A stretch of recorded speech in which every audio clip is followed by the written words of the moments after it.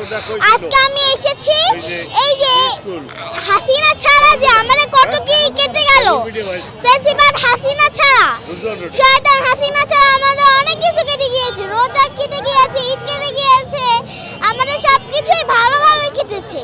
এবারে তাও খুবই ভালোভাবে কাটবে ইনশাআল্লাহ। ইনশাআল্লাহ। Thank you. না আমি এইটুকুই বলবো না, শুধু আমি বলতে চাই এই যে এই গত 16টা বছর যেভাবে আমাদের উপরে অত্যাচার করেছে, যেভাবে আমাদেরকে কষ্ট দিয়েছে, আমরা মন করে কথা বলতে পারিনি, আমরা মন করে উৎসব করতে পারিনি, আমরা কোনো কিছু বলতে পারিনি।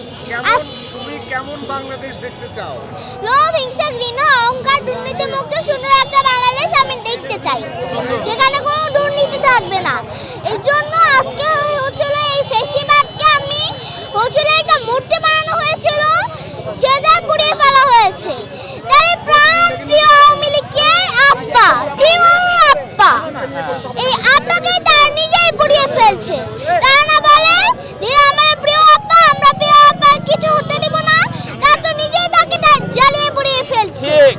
আজকে তাকে জুতা পিটা করা হচ্ছে। সে ফিরে এসেছে, সবকিছু সে মিথ্যা বলেছে, এত কতদিন সে মিথ্যা কথা বলে এসেছে যে এটা মিথ্যা কথা, কিন্তু একটা কথা সত্যি বলেছে যে আমি ফিরে আসবো, কঠিনভাবে ফিরে আসবো। এটাই হচ্ছে তার ভয়ঙ্কর রূপ, কিন্তু এটাই তার আসল রূপ না। সেটার মুখোশ করেছে, বাট কিছুটুকু খুলেনি। সে আরো খেকো, কারণ সে জুলাই আগস্টে আমাদের হাজার হাজার ভাই বোনদেরকে মেরে ফেলেছে সেই জন্য। এবং আমি বলতে চাই এই যে সে ভারতে পালিয়ে গিয়েছে জুলাই আগস্টের মধ্য দিয়ে, সে যেন এইখানে গিয়ে এই আবার হলো রেকর্ড ফাঁস করে, সেই রেকর্ড ফাঁস করার জন্য বন্ধ করে। সে যেখানে আছে সে সেখানেই থাকুক।